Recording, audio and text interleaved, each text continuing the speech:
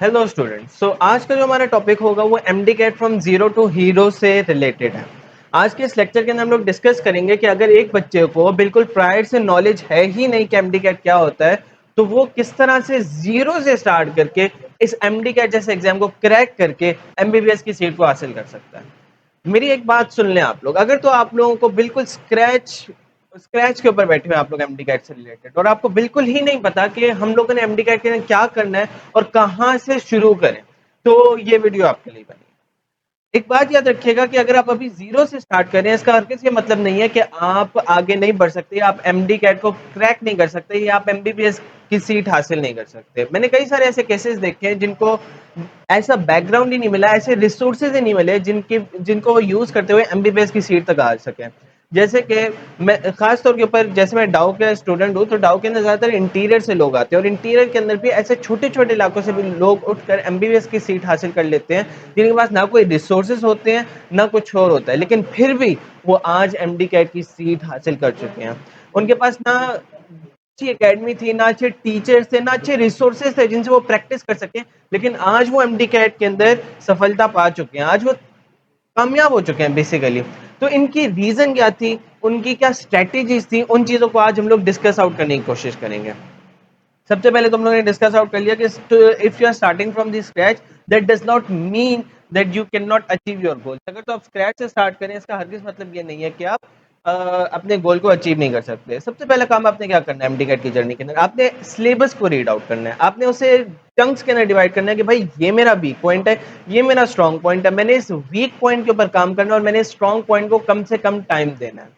इसका ये हरगिज मतलब नहीं है कि आप बैठकर सिलेबस को ही देखते रहे हर रोज कि भाई ये मेरा वीक पॉइंट है, ये मेरा स्ट्रॉन्ग पॉइंट है, मैंने वीक पॉइंट को कवर करना है, मैंने वीक पॉइंट को कवर करना है और मैंने वीक पॉइंट को कवर करना है। इसका मतलब ये है कि आपने फिजिक्स को देखना है, भाई प्रोजेक्टाइल मोशन मुझे वीक लगता है, डोनो बॉटन फिजिक्स मुझे वीक लगती है, या फिजिक्स एज अ होल मुझे वीक लगती है, तो शायद मैं इसे ज्यादा टाइम दूंगा, मैं अपने स्ट्रॉन्ग पॉइंट्स को थोड़ा कम टाइम रखूंगा उनके लिए। अच्छा, इसका ये भी मतलब नहीं है कि मैं पूरा हफ्ता ही अपना यूटिलाइज कराऊंगा कि मंडे को मैंने फिजिक्स करनी है, ट्यूसडे को मैंने केमिस्ट्री करनी है, भाई फिजिक्स मुझे मुश्किल लगती है, मैं इसको 2 या 3 दिन दे रहा हूँ और केमिस्ट्री को भी मैं टाइम दे रहा हूँ। मैंने इंग्लिश और लॉजिकल को भी साथ लेकर चलना है। इंग्लिश के 18 मार्क्स का क्वेश्चन आते हैं, जबकि लॉजिकल के 5 मार्क्स के एमसीक्यूज आते हैं, तो वो भी अच्छा खासा इंपॉर्टेंस रखते हैं। 18+5 हमारे पास टोटल एमसीक्यूज 23 बनते हैं, जो कि 11 to 12% ऑफ टोटल एमडीकैट बनता है, जो कि अच्छी खासी वेटेज का मालिक होता है।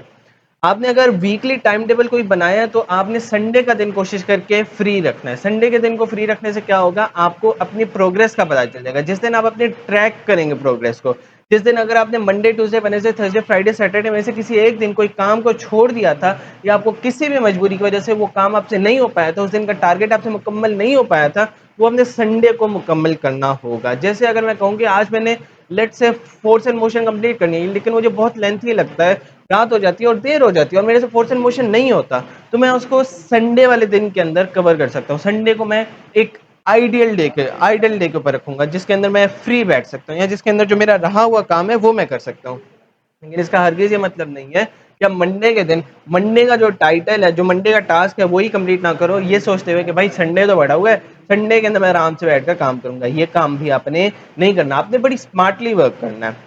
इसके बाद आता है ओवरकमिंग सेल्फ डाउट। अक्सर बच्चों को सेल्फ डाउट होने लग जाता है कि भाई हमसे कैसे होगा, हमारे पास तो ना रिसोर्सेज हैं, ना हमारे पास कोई अच्छा टीचर मिला, आसपास देखो आज तक कोई गया नहीं डाउ तक। तो ऐसे भी नहीं होना चाहिए।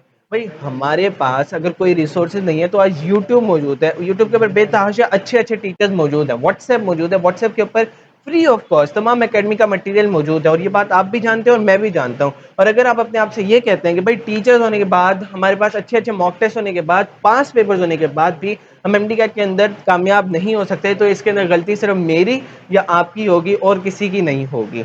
हमें ये बात तो पता चल गई कि तमाम की तमाम रिसोर्सेज आजकल फ्री ऑफ कॉस्ट भी अवेलेबल हैं। हाँ, एकेडमीज कुछ रोल प्ले करती है, जरूर प्ले करती है, लेकिन एकेडमी ना होने का मतलब ये हरगिज नहीं है कि हम लोग किसी भी तरह से एमबीबीएस की सीट हासिल नहीं कर सकते। हम लोग सीट हासिल कर सकते हैं, ये अपने सेल्फ डाउट को हमें खत्म करना पड़ेगा। नेक्स्ट चीज जो हमें डिस्कस करनी है वो है मॉक टेस्ट की प्रैक्टिस। अक्सर बच्चे मॉक टेस्ट को बहुत हल्के में ले लेते हैं। अक्सर बच्चे कहते हैं यार टेस्ट ही तो है, पहले रीडिंग कर लेते हैं, पहले लेक्चर देख लेते हैं, पहले इन सर के लेक्चर देख लेते हैं, पहले उन मैम के लेक्चर देख लेते हैं, पहले एकेडमी के लेक्चर देख लेते हैं, या इस तरह करके लेक्चर ही देखते जाते हैं, बुक रीडिंग करते जाते हैं।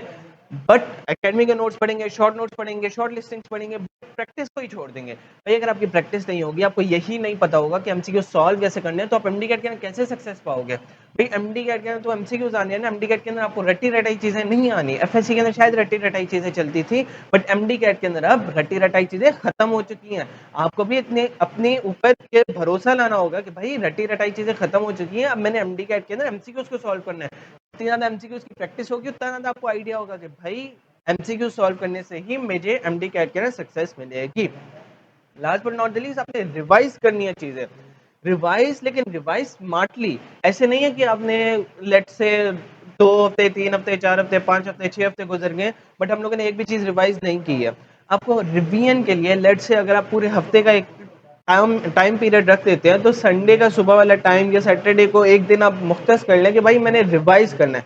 भाई रिवाइज कैसे करें? रिवाइज स्मार्टली करना है। स्मार्ट रिवीजन क्या होती है? स्मार्ट रिवीजन ये होती है कि लेट से मैंने फोर्स एंड मोशन कर लिया है, मैंने डॉन ऑफ मॉडर्न फिजिक्स कर लिया है, या मैंने केमिस्ट्री के अंदर एस एंड पी ब्लॉक कर लिया है, डी एंड एफ ब्लॉक कर लिया है, या मैंने केमिस्ट्री फर्स्ट ईयर ऑल कर लिया है, तो मैं सैटरडे को कहूंगा यार आज मेरा दिल करे मैं केमिस्ट्री को जरा रिवाइज कर लूं। तो मैं ऐसे नहीं करूंगा मैं किताब खोलकर बैठ जाऊं, मैं ऐसे नहीं करूंगा मैं नोट्स खोलकर बैठ जाऊं, मैं ऐसे करूंगा कि मैं एमसीक्यू सॉल्व करने की कोशिश करूंगा। देखूंगा कि भाई आज इस वक्त जो मैंने 2 हफ्ते पहले टॉपिक पढ़ा था या 1.5 हफ्ते पहले टॉपिक पढ़ा था, क्या वो मुझे इतना याद है कि मैं एमसीक्यू सॉल्व कर सकूं? और अगर नहीं है तो मैं अपने नोट्स खोलूंगा, तो मैं शॉर्ट लिस्टिंग्स खोलूंगा। हाँ ऑफ कोर्स अगर बहुत ज्यादा वीक है तो मैं अगेन लेक्चर्स की तरफ भी जा सकता हूँ, बट अगेन रिवाइजिंग कैसे होनी है? एमसीक्यूज को सॉल्व करते हो। अगर हम लोग एमसीक्यूज को सॉल्व करके रिवाइज करेंगे, तो एक काम हमारा ये हो जाएगा कि हमारी प्रैक्टिस हो जाएगी और ज्यादा उस टॉपिक से रिलेटेड, उस चैप्टर से रिलेटेड, उस सब्जेक्ट से रिलेटेड। और दूसरा हमें ये भी पता चल जाएगा कि हमें उस टॉपिक से रिलेटेड कितनी नॉलेज रिटेन्ड है। ज्यादातर चीजें अगर बायो के अंदर बात की जाए तो रट्टे वाली भी होती है, तो रट्टे वाली चीजें अगर आप क्रैम करना शुरू कर देंगे अगेन, तो शायद आपको याद हो जाए, लेकिन अगर वहीं आप एमसीक्यूज कर लें तो आप ज्यादा से ज्यादा अपने आप को जज कर सकते हैं।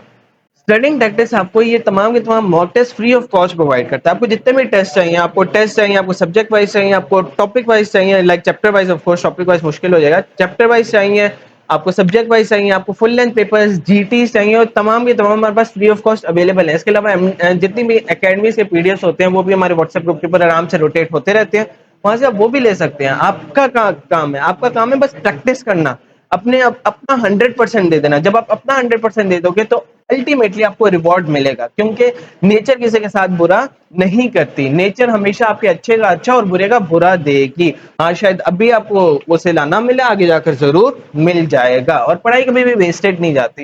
लाइक एमबीबीएस नहीं तो बीडीएस की सीट भी इतनी बुरी नहीं होती, बट अपनी तरफ से तो 100% देना। Self satisfaction is another level. Self satisfaction जिस बंदे को होती है, उस बंदे को शायद बीडीएस की सीट भी ज्यादा अच्छी लग जाए, एमबीबीएस से ज्यादा अच्छी लग जाए। तो सेल्फ सेटिस्फेक्शन भी एक मेजर फैक्टर होता है। अगर तो आपको अभी भी कोई भी कंफ्यूजन एमडी गेट से रिलेटेड, तो आप हमसे पूछ सकते हैं। अगर आपको कोई भी मॉक टेस्ट चाहिए तो आप डिस्क्रिप्शन की लिंक के अंदर भी देख सकते हैं। अगर आपको ये वीडियो अच्छी लगी हो तो जरूर इसको लाइक और सब्सक्राइब कीजिएगा। अगली वीडियो तक के लिए अल्लाह हाफिज।